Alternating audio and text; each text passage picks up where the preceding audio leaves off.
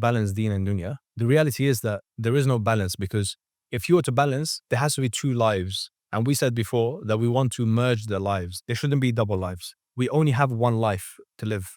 There is no living one life for Allah and then one for the dunya. When that's the case, it means that there's partners with Allah, something that is meant to be only for Allah, because your heart is meant to be only for Allah. So if you're sharing that, it means that you're committing shirk.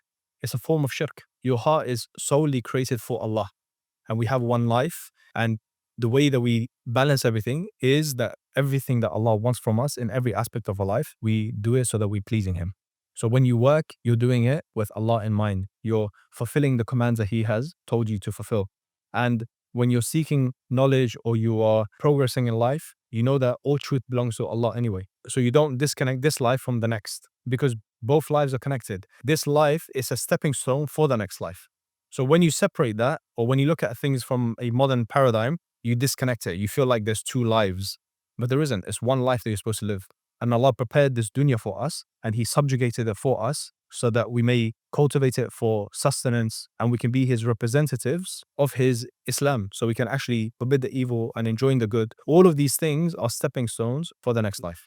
So now, for example, a person gets married, they pick someone that is going to help them fulfill the commands of Allah in their life. They're not going to pick someone who is far from Allah, because they know that this is going to hinder their growth. And when it comes to fulfilling their roles and obligations, they fulfill it because Allah said it, not because they compare it with some modern paradigm or some, their favorite couple they've seen on TV or something. No, they do things because Allah said do it this way, and they do it that way. And you don't marry because of someone has beauty or money or status when they're lacking iman. The Prophet ﷺ said the one who picks someone who has deen, they'll be prosperous. You've won in both lives. And the scholars say that the dua, رَبَّنَا آتِنَا فِي الدُّنْيَا حَسَنَةً وَفِي الْآخِرَةِ حَسَنَةً وَقِنَا عَذَابَ النَّارِ, that when you ask Allah for goodness of this life and the next, they say that one of the goodness of this life is a righteous spouse. This is one of the best things in your life. And that's why they say that it completes half your deen. When you pick the right person, for example, in your marriage, then it makes this life easy and the next life. See, I remember years ago, I read this.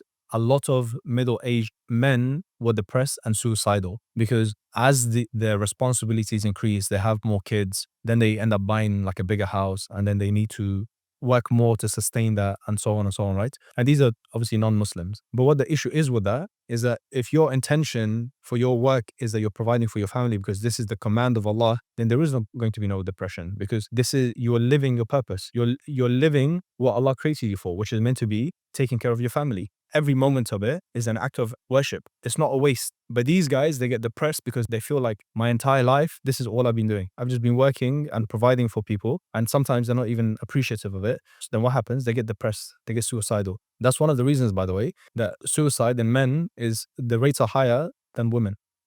But when you have ikhlas, you're doing it for Allah, then it doesn't matter. And also, when it comes to your children, if you're living for Allah, you raise them to fulfill the commands of Allah. You tell them you can do this, you can't do that, you can watch this, you can't watch that. You're engaging with them in the right way, and you see it as an act of worship. Some people see raising their kids, whether it's the father or the mother, they see it as a waste of time, so they don't put effort in it.